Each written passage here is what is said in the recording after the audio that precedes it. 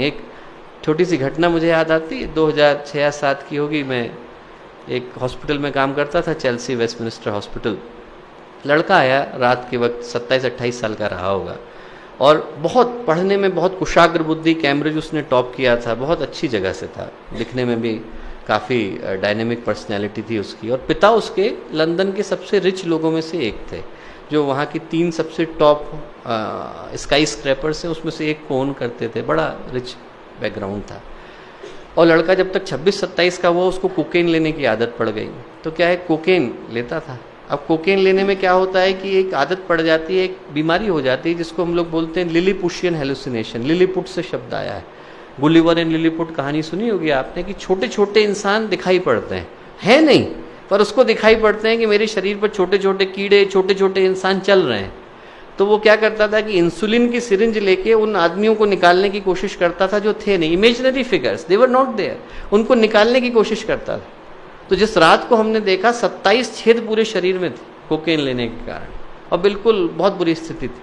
3 महीने लगे उसको ठीक करने में, जैसे तैसे ठीक हुआ। और एक दिन जब उससे बातचीत चल रही थी तो मैंने ऐसे ही पूछा, मैंने कहा कि बेटा तू क्रोध किस चीज़ का है, तेरे मन में भाई क्रोध किस चीज़ का है, why are you so angry? तो बोला मैं अपने पिता से बड़ा क्रोधित हूँ। तो मैंने पूछा क्यों? बोले आप एक सामान्य व्यक्ति की कल्पना करो, 18 साल का होता है तो एक एजुकेशन के लिए ट्राई कर रहा है, एजुकेशन मिल गई तो जॉब के लिए ट्राई कर रहा है, जॉब मिल गई तो फैमिली के लिए ट्राई कर रहा है, ऐसा आदमी ट्राई करता है, घर बन जाए सब। बोले मैं 12 साल का था, मुझे फरारी मिल गई, 14 साल का हुआ तो हेलीकॉप्टर मिल गया, 16-18 साल का हुआ तो बहुत बड़ी कंपनी का मालिक बन गया। कभी अपने को प्रूव करने का अवसर नहीं मिला, ऊपर जाने का कोई अवसर नहीं था, नीचे गिरने के पर्याप्त थे। तो मैंने कहा देखो भाई, तुम्हारे पिता इसके लिए रिस्पॉन्सिबल हो भी सकते हैं, नहीं भी हो सकते हैं, उनका इंटेंशन कभी ये नहीं था कि तुम्हारा जीवन बर्बाद हो, उनने तो अपनी ओर से अच्छा ही करने की सोची। पर यदि आपको लगता भी है कि आपके पिता रिस्पॉन्सिबल हैं, तो जिंदगी किसकी है?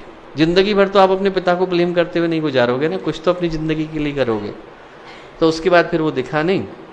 3-4 साल के बाद उसने साउथ अफ्रीका से एक पत्र लिखा और कहा कि साहब आपने जो बात कही तो बड़ा दिल में गहरे चुभ गई, और मैं पूरे विश्व की यात्रा पर निकल गया।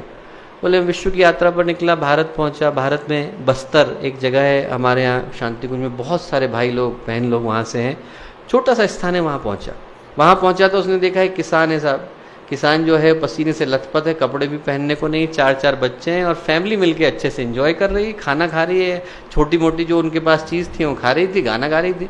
उनने इसको भी बुला लिया, बोले तू भी खाना खा ले।